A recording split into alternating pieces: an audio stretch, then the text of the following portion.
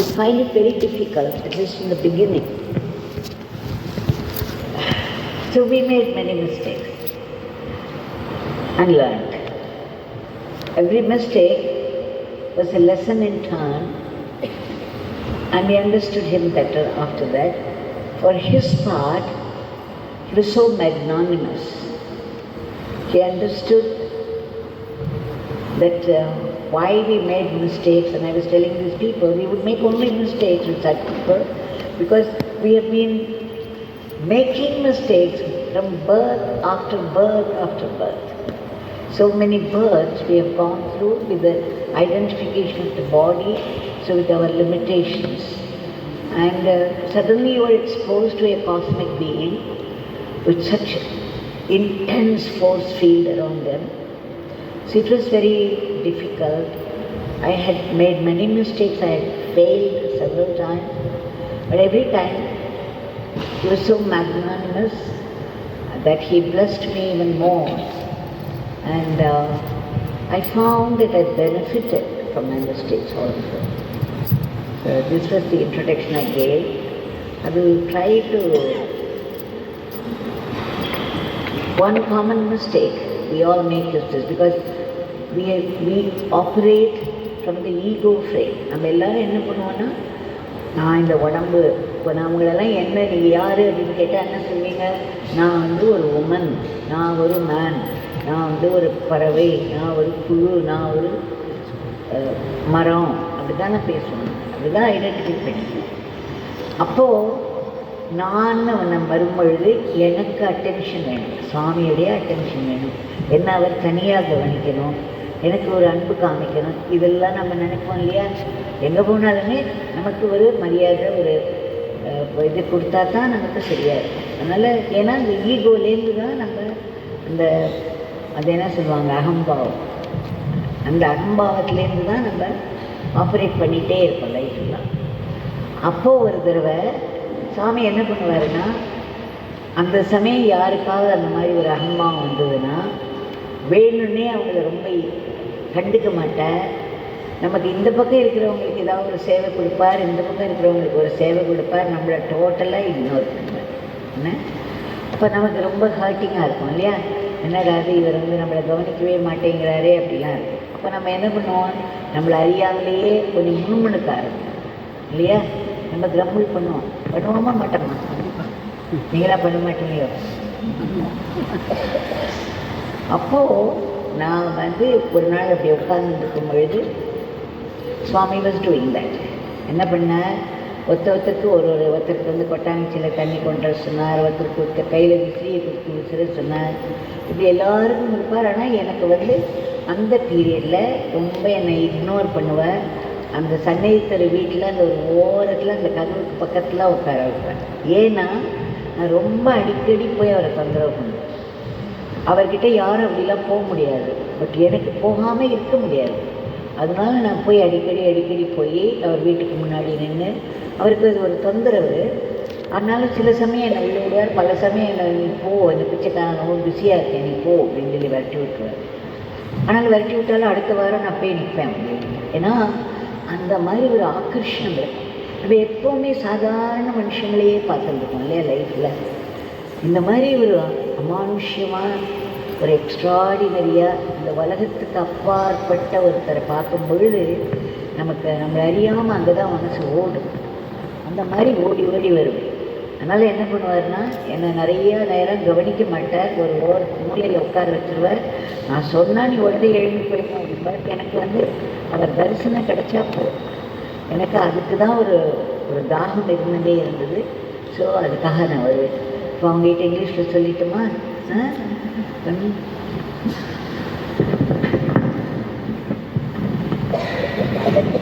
It's okay. What is? Oh, you're not able to hear?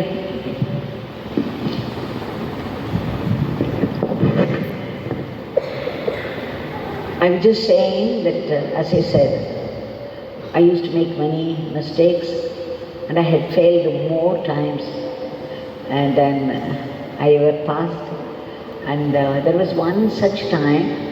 In those days, because of the first experience I had, He became the embodiment of the highest experience for me, and there was such gravitation towards him. I could not help running to him. I had to see him, and nothing else mattered, no one else mattered. So I was totally overwhelmed by the grand experience that I would never miss my opportunity to go and stand before his house, which he found to be a nuisance. So often he would drive me away, he would chase me away saying, go away, this beggar is very busy, don't you trouble this beggar.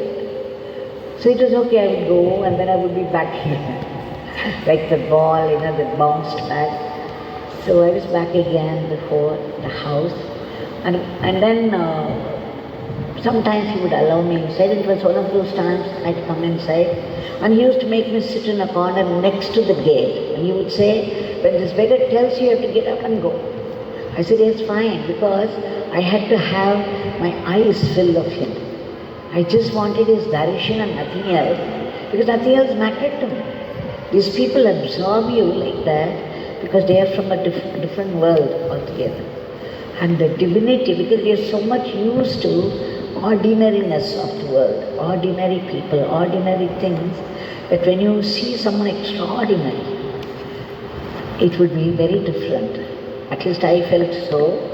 So one day I was just sitting there in a corner, and that day deliberately, he used to do it many times. It was one of those times. He would call the person on this side and give them some service, and then he would call the person on this side and give them, bring some water in the coconut shell. Or he would hand over his hand fan and he would say, okay, you can now fan this beggar. No, the small services, but he totally ignored. Now, until then it was okay for me, his darshan that he was allowing. His darshan, that was a great thing for me. And but that particular day, I don't know what happened, force of habit, and the mind began to grumble. I started to grumble. I was just thinking, my God, why would he deliberately ignore me like this? He never gives me any service. No matter how much I come and I just take the beatings and go and then be back again, and still it doesn't seem to impress him at all. So I was just grumbling inside, and it was building up. And then, of course, he knew. He always knew what was running in everybody's mind. Even if there were lakhs of people, he could pinpoint a particular person in a huge crowd and do the needful for him.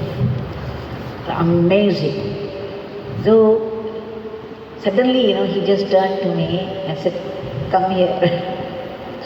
That's how he used to call me.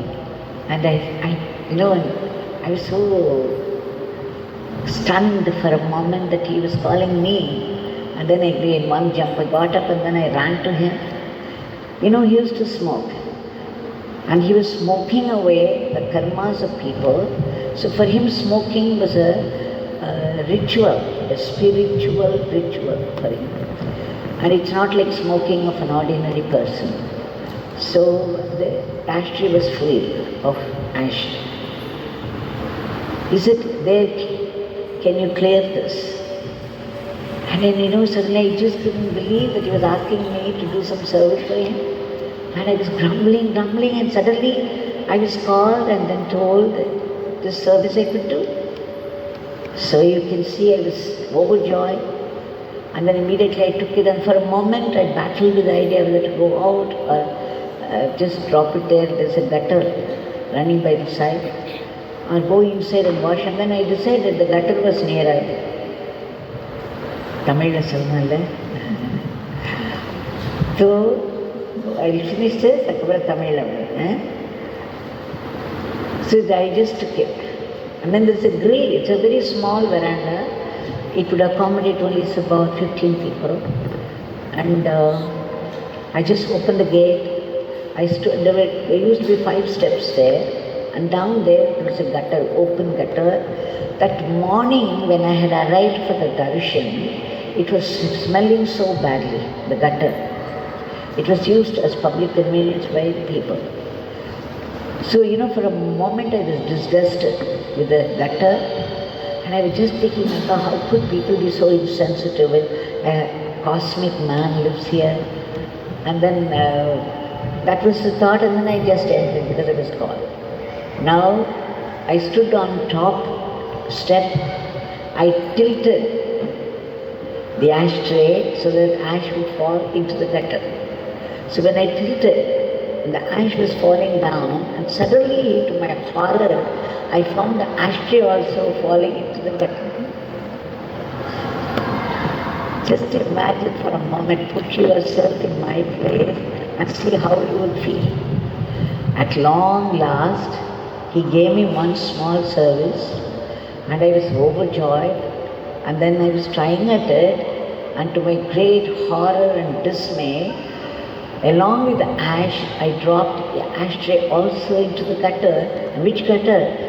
Which I was disgusted with in the morning, because I saw the filth floating and the smell. Now there was absolutely no time even to think. I had to do something. All that mattered was that I had to retrieve it. So I ran down the steps, very spontaneously. I put my right hand into the very filth which I was disgusted. This is what life does to us. It's all very symbolic. So I put my right hand into the very filth which I was disgusted with, and picked up that, and then with my sari's pallu, I wiped it clean, and there were patches of the filth. Just imagine, here and there, but I was in no mood to mind all that. What mattered to me was, my God, I had done that terrible thing, and how would I make it up now? So anyway, I just took it and said, by now it was clean. There was no trace of filth there. So I took it straight to him, and then put it down, and for a moment I battled with the idea whether to let him know in front of all the people, and anyway he would know.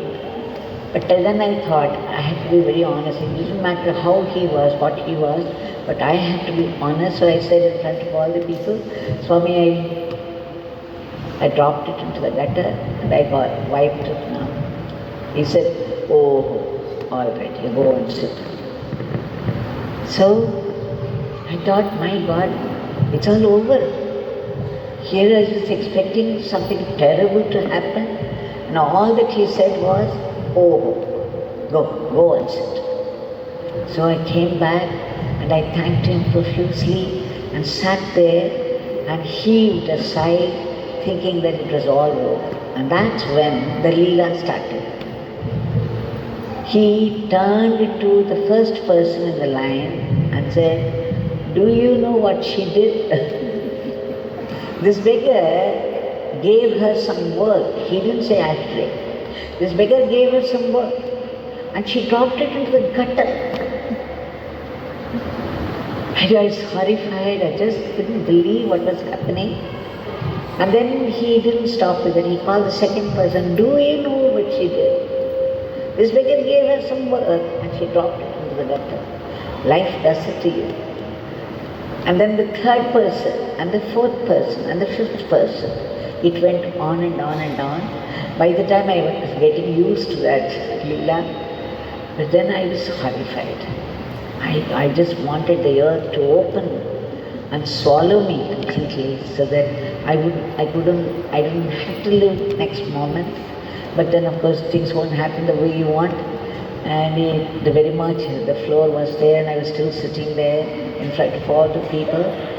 And then there was a long line of people outside waiting for his darshan. So the gate opened, and then they started to come one by one.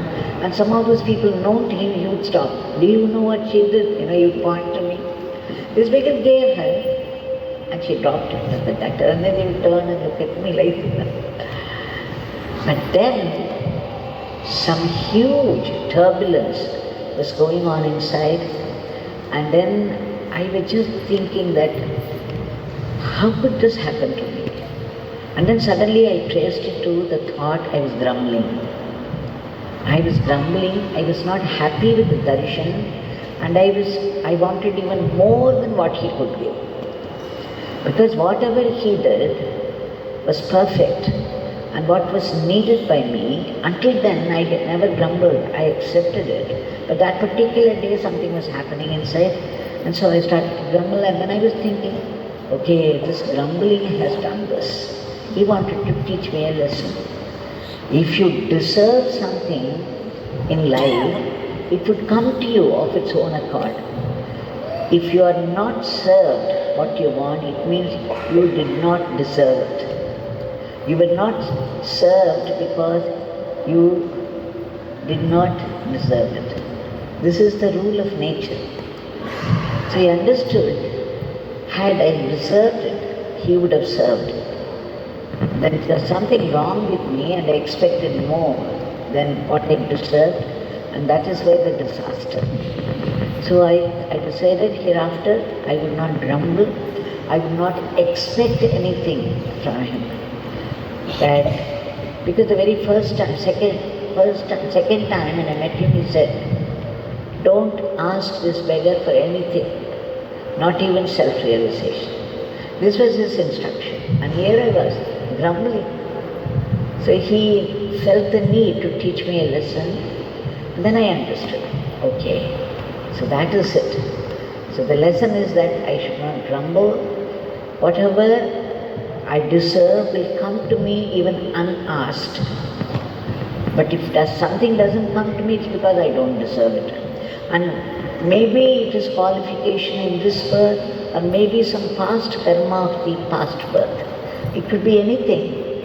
But it can only mean that God doesn't want to give it to me because I don't deserve it. So we have to learn to accept things as they come, because this acceptance is its own fulfillment.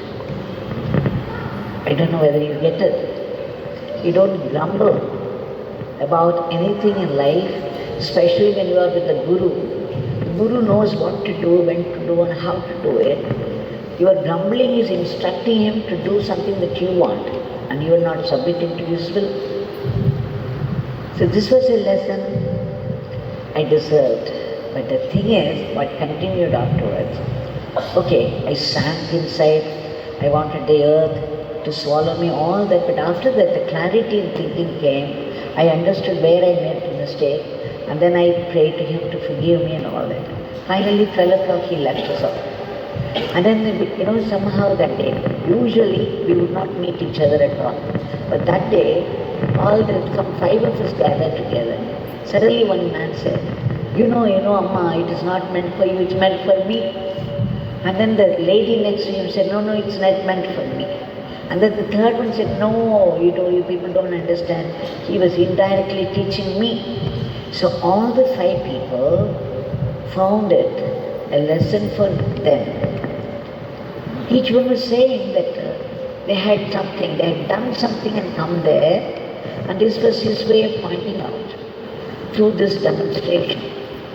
So one man said, after much prayer, I got a job and I started to work in this company, but the atmosphere was not my liking. So I shifted to another company, and again the atmosphere was so bad I had to go to the 3rd company. Now I'm working in the 4th company, and here also I'm not happy with the atmosphere. You see, after much prayer, he gave me a precious job. I did not serve well, and I blamed the company and the atmosphere, and I kept shifting. So it was his way of pointing out that I gave you work and you dropped it to the gutter. Now the next man said, after much prayer, I got a very nice wife who adjusted me every time. But this time something happened, and she spoke something, she talked back, and I got irritated, and finally the quarrel went to such an extent that I beat her. And I felt terrible after that, and I left home. I had to come to Bhagwan. So you see, he gave me that wife who adjusted to me at every instant, but one time she deviated and I got so angry and I even beat her up like this. So I think it was his way of saying that I gave you a word and you dropped it. See, each one found a lesson in that. It was a universal statement. And all those people, another person, she had written a book, got it printed and brought it to him, and there was one chapter on him. The whole book had many, many mistakes. And I had come with her and we had corrected all that. But in spite of the correction, there were still mistakes, and she was, because the previous time when he had gone to him, he gave 10 paise, he put his hand deep into his beggar's pocket and pulled out a 10 paise and gave it to her, saying that this is all this beggar can give you, get it printed. And then money came to her somehow from different sources and she got it printed, but then she found to her horror it was full of mistakes. So she said, no, you see, I have done a great thing. I thought I had done a great thing, but I have made terrible mistakes. So it is his way of saying. So each one had a cause. That each one found that they had made a mistake, and every work was given to them by him, and they had made a mess of it. So that's when I understood that it was not an individualistic event. When he makes a demand, he does a demonstration, a leela, a simple leela, but it had a profound truth to teach it. This is how a Mahatma teaches lesson. He never lectured. He would, with whatever is available, he would make a demonstration there, very, very simple one.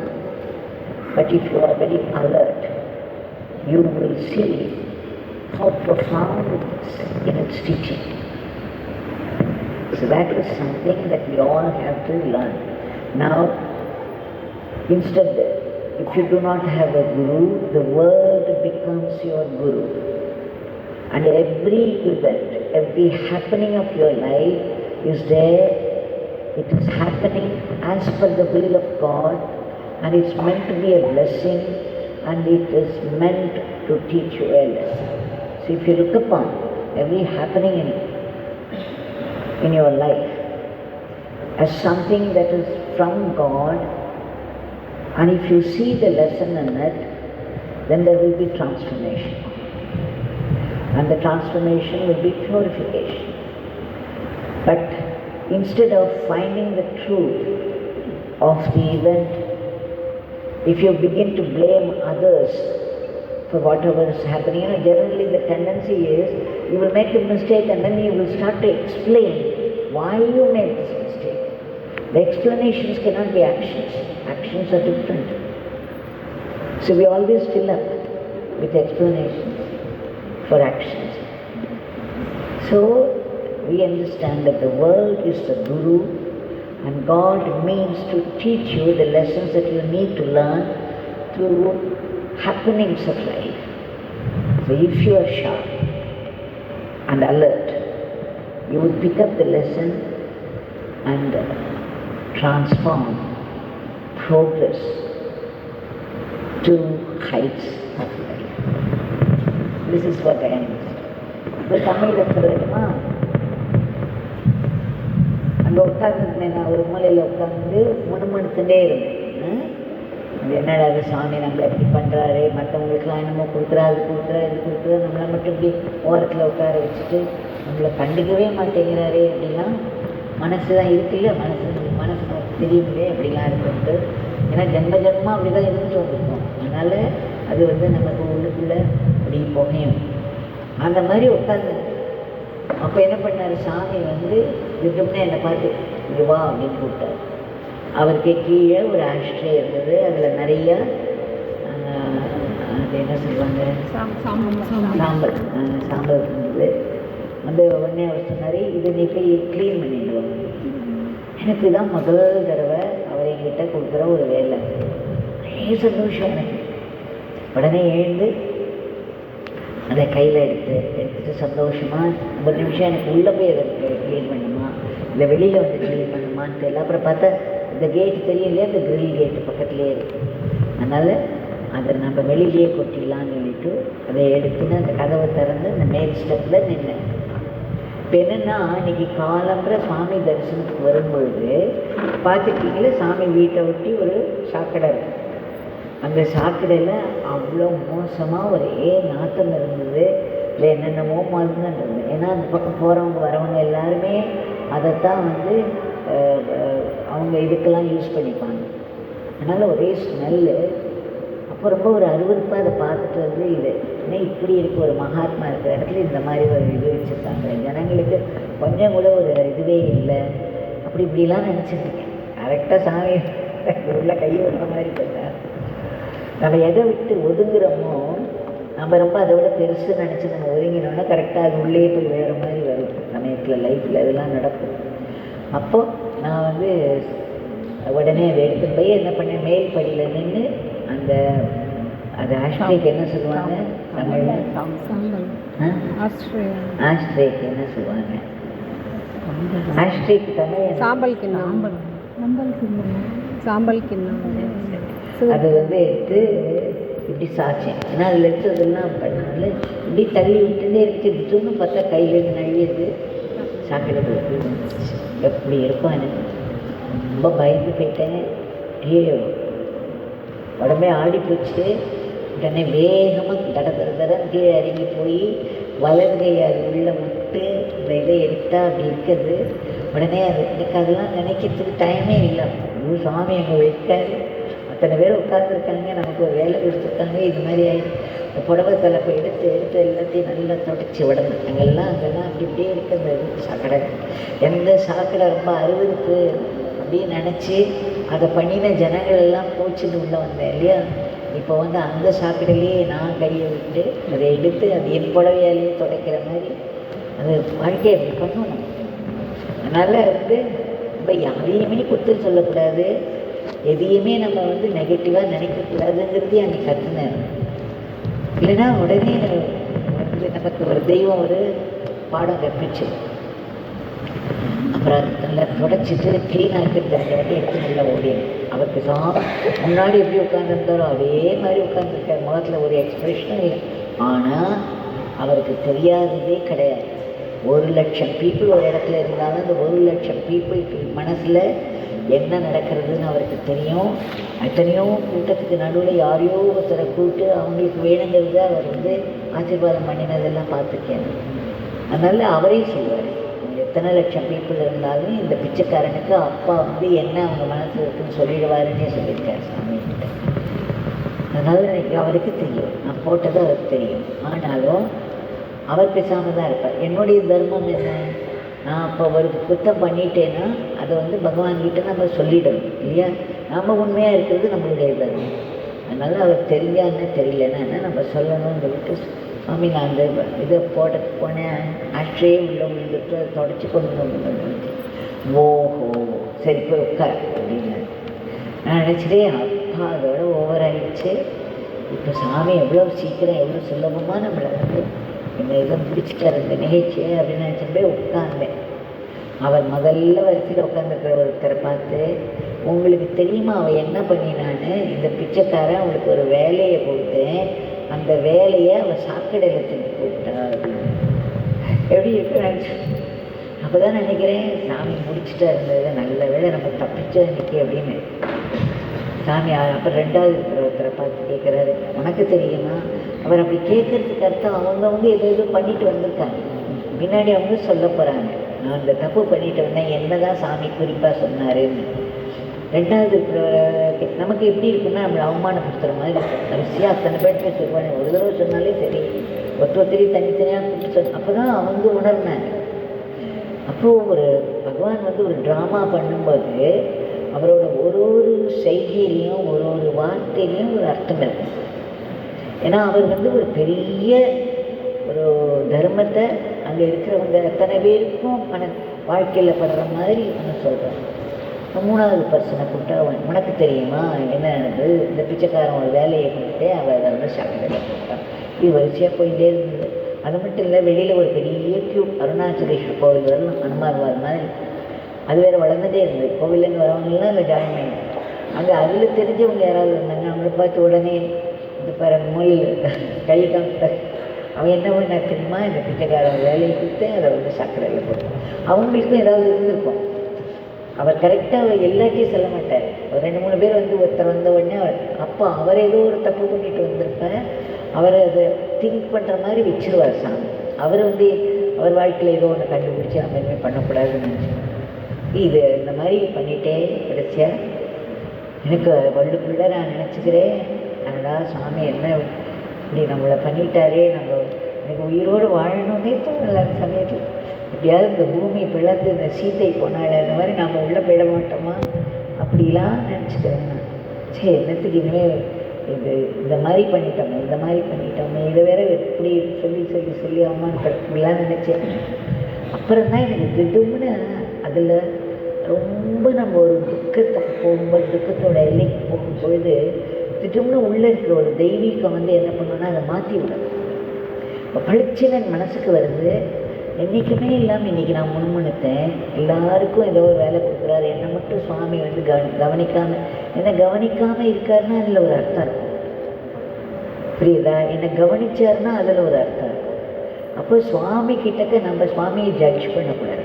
சுவாமி இப்படி இருக்கார் அப்படி இருக்காருன்னு மற்றவங்களெல்லாம் சாதாரணமாக இருக்கிறவங்களெல்லாம் பண்ணி பழக்கம். நமக்கு அசாதாரணமாக இருக்கிறவங்களையும் நம்ம பண்ணிப்போம். அந்த மாதிரி நமக்கு தெரிஞ்ச மாதிரி நம்மளோட இயற்கைக்கு தகுந்த மாதிரி இதே ஒரு எடை போட்டுகிட்டே இருக்கணும்ல. அப்போ அந்த மாதிரி ஒரு எடை போட்டு ரொம்ப சாதாரணமாக அதுக்கு ஒரு விளக்கம் கொடுத்துட்டு நான் வந்து முன்மணித்துட்டே உட்காந்துருக்கேன் இல்லையா. இப்போ அதுக்குத்தான் சாமி வந்து இந்த மாதிரி பாரு, இந்த வேலையை செய்யறதுக்கு கூட நீ லாயக்கு இல்லை, அதனால தான் நான் உனக்கு வேலை கொடுக்கல. நான் எனக்கு வேலை கொடுத்தேன்னா இந்த சமயத்தில் நீ அதை வந்து சாக்கடையில் போட்டுடுவேன். அதனால் உனக்கு தகுதி இருக்கும்பொழுது உனக்கு உரிய வேலை வரும், தகுதி இல்லாத போது உனக்கு அந்த வேலை வராது. அதனால் வேலை ஒன்று வரலையே, நமக்கு இது வரலையே அது வரலையே, அடுத்தவங்களுக்கு வருதே எழுத்தவங்களுக்கு வருதே அப்படின்னு நம்ம நினைக்கக்கூடாது. நமக்கு தகுதி இருக்கும்பொழுது அந்த தெய்வம் அந்த இயற்கை நமக்கு தானே அந்த வழியை வந்து கொடுக்கும். நமக்கு தகுதி எனக்கு ஒன்று வந்து சேரலைன்னா ஏதோ ஒரு விதத்தில் அதுக்கு நமக்கு தகுதி இல்லை. ஏன்னா இந்த ஜென்மத்தில் தகுதி இருக்குது இல்லைங்கிறது நமக்கு போன ஜென்மத்தில் நம்ம என்ன பண்ணிட்டு வந்திருக்கோம் தெரியாது இல்லையா. எத்தனையோ பசங்க நல்ல பரீட்சை எழுதுகிறாங்க, மார்க் வரமாட்டேங்குது, எழுதின அளவுக்கு மார்க் வரமாட்டேங்குது. அவங்க முந்தின ஜென்மத்தில் ஏதாவது பண்ணியிருப்பாங்க, யாருக்கோ ஒருத்தருக்கு மார்க் வர முடியும்னு ஒருத்தர் அடிச்சிருப்பாங்க. இந்த மாதிரி ஏதோ கர்மாக்கள்லாம் இருக்குது, அந்த கர்மாக்களுக்குரிய பலன் அங்கே நடக்கும். அதனால் எல்லாமே ஆனால் கரெக்டாக ஒரு தர்மத்தில் தான் நடக்குது, இறைவனுடைய நீதியில் தான் அது நடக்குது. அந்த இறை நீதி நமக்கு பின்னாடி இருக்கிறது புரியாமல் நமக்கு என்ன பண்ணுவோன்னா சிலதெல்லாம் ரொம்ப அக்கிரமமாக தெரியும், அநியாயமாக தெரியும். ஆனால் அந்த அநியாயத்தை நாம் பண்ணிட்டு வந்து அதனுடைய பலன் இப்போ நம்ம அனுபவிச்சுருக்கோம், அது நமக்கு தெரியாது. ஸோ இப்போ இந்த மாதிரி ஆன உடனே எனக்கு பளிச்சு வந்தது. நாம் வந்து தகுதிக்கு மீறி ஆசைப்பட்டோம், அதனால் நம்ம வந்து அந்த தகுதிக்கு மீறி ஆசைப்பட்டால் நம்ம இந்த மாதிரி ஏதாவது அனர்த்தத்தில் அது முடியும், நம்ம ஒரு விபரீதமாக ஏதாவது பண்ணிவிடுவோம். அதை சாமி வந்து நமக்கு எடுத்து காமிக்கிறார். இனிமேல் நம்ம அப்படி ஆசைப்படக்கூடாது அப்படிங்கிறத புரிஞ்சுனேன். அதுக்கப்புறம் ஒரு 12 மணி ஆனோம்னா சாமி சொன்னால் நான் எல்லாரையும் this beggar is leaving you அப்படின்னு சொல்லி அனுப்பிச்சி விட்றேன். வெளியில் வந்தாக்க அன்றைக்கி சாதாரண வெளில வந்தாங்கன்னா ஒருத்தர் பார்க்க மாட்டேன், பேச மாட்டேன், அவங்கவுங்க போயிட்டே இருப்போம். அன்றைக்கி வந்து 4-5 பேர் சேர்ந்த உடனே ஒருத்தர் சொன்னார், அம்மா அது உங்களுக்கு இல்லைம்மா, எனக்கு தான் சொன்னார் சாமி. இன்னொருத்தர் சொல்கிறார், இல்லை எனக்கு தான் சொன்னார். இன்னொருத்தர் சொல்கிற ஒரு அம்மா சொல்கிறாங்க, எனக்கு தான் சொன்னார். ஒரு 4-5 பேர் அங்கே வந்து ஒருத்தரும் அது தனக்கு சொன்னதா. அது பார்த்தா ஒருத்தர் சொல்கிறாரு, நான் கம்பெனிக்கு அங்கே ரொம்ப பிரார்த்தனை பண்ணி எனக்கு ஒரு கம்பெனியில் வேலை கிடைச்ச பிறகு நான் அந்த இடம் சரியில்லைன்னு இன்னொரு இடத்துக்கு போனேன், அந்த இடம் சரியில்லைன்னு இன்னொரு இடத்துக்கு போனேன். நான் ஒரு தடவையும் சாமிகிட்ட பிரார்த்தனை பண்ணி எனக்கு கிடச்சது தான். நான் ஒரு தடவையும் நான் உடனே அது சரியில்லைன்னு யாருக்குன்னு சொல்லி அந்த இடத்துக்குன்னு சொல்லி அங்கேயிருந்து நடந்துடுவேன். இப்போ எனக்கு புரியுது, நான் உனக்கு அந்த வேலையை கொடுத்தேன், நீ அதை வந்து சாக்கடையில் போட்டுன்னே இருக்குன்னு என்கிட்ட சொல்கிறார் சாமி. அதுதான் அர்த்தம். அவங்க மனசில் விழுந்துருக்குன்னா அந்த விழுந்து தான் அருள்னால தான் விழுது, இல்லைன்னா நமக்கு தெரியவே தெரியாது. இந்த மாதிரி ஒரு பாடம் இருக்குதுன்னு தெரியாது. அதே மாதிரி இன்னொருத்தர் சொல்கிறாரு, எனக்கு நான் ரொம்ப பகவான்கிட்ட வேண்டி தான் எனக்கு கல்யாணம் நடந்துச்சு, எனக்கு வந்த ஒய்ஃப் ரொம்ப நல்ல மாதிரி, எனக்கு பல விஷயங்களில் அட்ஜஸ்ட் பண்ணிகிட்டே போவா. ஆனால் இப்போ ரீசெண்டாக ஏதோ ஒரு இதில் அவளுக்கு என்ன கஷ்டமோ தெரியல, அவள் மாற்றி பேசினா அப்போ எனக்கு இப்போ வந்த கோபத்தில் அவளை அடிச்சுட்டேன். ஆனால் எனக்கே ரொம்ப வேதனையாக இருந்தது. அப்புறம் சாமிக்கிட்ட ஓட்டு வந்துட்டேன். நான் நீ பிரார்த்தனை பண்ணி உனக்கு நான் அவளை கொடுத்தேன், நீ இந்த மாதிரி இந்த வேலையை நீ சாக்கடையில் போடுற மாதிரி அவளை அடிச்சுட்டு வந்திருக்கேன்னு சொல்கிறாரு. எப்படின்னு அவர் சொல்கிறார். ஒருத்தங்க ஒரு புஸ்தகம் அச்சுட்டு வந்திருக்காங்க. அதில் அவ்வளோ அச்சுப்பிழைகள். அதில் ஒரு சாப்டர் சுவாமி மேலேயே இருக்குது. அதுக்கு முந்தின தடவை நாங்கள் வந்தபோது பாக்கெட்லேருந்து ஒரு 10 பைசா எடுத்து கொடுத்து, சுவாமி நீ புஸ்தகம் எடுக்கிறது நல்லா இருக்குது, அதை நீ அச்சிட்டு கொள்வான்னு சொன்னாங்க. அந்த அச்சிட்டத்தில் அத்தனை பிள்ளைகளோட வந்து அவங்க தப்பு இல்லையா? அவங்க சொல்கிறாங்க, சாமி எவ்வளோ பெரிய வேலை கொடுத்தாங்க, நான் இத்தனை அச்சு பிள்ளைகளோடு கொண்டு வந்திருக்கேன், இதுதான் நீ சாக்கடையில் போட்டேன்னு சொல்கிறாரு. அப்போது இந்த மாதிரி ஒரு மகாத்மா, அதாவது ஒரு பிரபஞ்சத்தினுடைய ஒன்றி போயிருக்கக்கூடிய ஒரு மகாத்மா ஒன்று சொன்னார்னா அதில் இருக்கிற அத்தனை பேருக்கும் ஒரு பெரிய படிப்பினையாக இருக்கும். அதை அன்றைக்கி சாமி புரிய வச்சு இந்த மாதிரி ஒன்றொன்றுமே அவர் பண்ணின ஒன்றொன்றுலேயுமே ஒரு படிப்பினை இருக்கும். அந்த படிப்பினையை நம்ம கற்றுக்கிற மாதிரி நமக்கு உள்ளதை அவர் வேலை செஞ்சு அந்த படிப்பினையை பார்க்க வச்சுருவார் சார். அந்த மாதிரி ஒரு படிப்பு. அதனால் என்ன சொல்கிறேன்னா, டோன்ட் grumble about anything. இந்த குறை ஒன்றுமில்லை மறைநோக்கி தான் அந்த பாட சொல்லிகிட்டே இருப்பார். நான் என்னன்னா, எனக்கு I have no complaints, I have no complaints. While you are there to give me whatever I need, you may not give me whatever I want because it may be harmful to me, but you will definitely give me what I need. So I have no complaint about life. I have no complaint. குறை ஒன்றும் இல்லை மறைவு வேண்டியதை தந்திட வெங்கடேசன் நீ இருக்க வேண்டியது வேறு வரும் இல்லையா? அப்போ அதுலேருந்து நமக்கு என்ன தெரியுதுன்னா, சுவாமி தானாகவே அவருக்கு நமக்கு என்ன வேணுமோ அது நடந்துகிட்டே இருக்குது, கரெக்டாக நடந்துருக்கு. அது கரெக்டாக நடக்கிறதுங்கிறது நம்ம புரிஞ்சிக்காமல் நாம் நினைக்கிறது தான் நடக்கணும் அப்படின்னு சொல்லி நம்ம முணுமுணுக்க ஆரம்பித்து அது கடைசியில் என்ன ஆகிடுன்னா நம்மளை ஒரு மென்டல் டிசீஸ் அளவுக்கு எடுத்துன்னு வருவாங்க. உண்டா இல்லையா? ஒரு நம்ம ரெண்டாவது கிரம்பிள் பண்ண ஆரம்பித்தோம்னு வச்சுக்கோங்க, அதாவது முணுமுணுக்க ஆரம்பித்தோன்னா அது பெருசாக ஒரு தீயாட்டம் வளர ஆரம்பிச்சோம். இப்போ யாரை பார்த்தாலும் குற்றம் சொல்கிறது, குறை கண்டுபிடிக்கிறது, நம்மளோட தோல்விகளுக்கெல்லாம் மற்றவங்க தான் காரணம்னு அடித்து பேசணும். ஒரு விளக்கம், எல்லாத்துக்கும் ஒரு விளக்கம் கொடுத்துட்டே இருக்கும். வந்து செயல் நம்ம செய்யணும். விளக்கம் செயலாகாதீங்க. அப்போ விளக்கம் இல்லாமல் செயலை எல்லாம் செய்யணும். அதுதான் முக்கியம். ரெண்டாவது நம்ம திருப்தியாக இருக்கும் லைஃப்பில். எதை ஒன்று வச்சு குறைப்படக்கூடாது. எனக்கு நடக்கிறது சரியாக நடக்கிறது, சாமி எனக்கு வேணுங்கிறத கொடுக்குறாரு. நம்ம திருப்தியாக இருந்தோம்னா ஒரு அவமானமாக இருக்காது, ஒரு இதுவும் இருக்காது, எதுவுமே நம்மளை பாதிக்காது. அந்த திருப்தியே நமக்கு பெரிய செல்வமாக இருக்கும். முணுமுணுக்க ஆரம்பித்தோம்னா அதுக்கு முடிவே இல்லை. பல விதங்களில் நம்ம மனசே நம்மளை தாக்கும். இதுதான் ஒரு அனுபவம். பல அனுபவங்கள் இன்னும் நிறைய சின்ன சின்ன டெமான்ஸ்ட்ரேஷன்ஸ் ஒரு லீலை பண்ணி அந்த லீலையில் ஒரு பெரிய படிப்பையே கொடுத்துருவோம். இதுதான் மகாத்மா. நம்ம சாதாரணமாக என்ன பண்ணுவோம், அந்த லீலையில் இருக்கிற படிப்பினையோடு நம்மளால் ஒழுங்காக எடுத்துக்க முடியாது, எடுத்தனால அதை ஒழுங்காக ப்ராக்டிஸ் பண்ண முடியாது. அப்போ முழுமணுத்துட்டே இருப்போம். லைஃப் முழுக்க மாறவே மாட்டோம். கடவுள் நமக்கு ஒரு சூழ்நிலையே உருவாக்குறாருன்னா நம்மளை மாற்றுறதுக்காக. நாம் என்ன பண்ணுவோம்னா சூழ்நிலையை மாற்றிட்டு நாம் மாறாமே இருப்போம். சரியா? சூழ்நிலைகளை அப்படியே விட்டோம்னா அதில் நாம் மாறுவோம். ஆனால் நம்ம சூழ்நிலையை கொடுக்க முடியாது. அதை மாற்றிட்டு நம்ம அப்படியே எத்தனை ஜென்மம் அப்படியே இருக்க மாதிரி. இதெல்லாம் நம்ம ஒரு மகாத்மா கிட்ட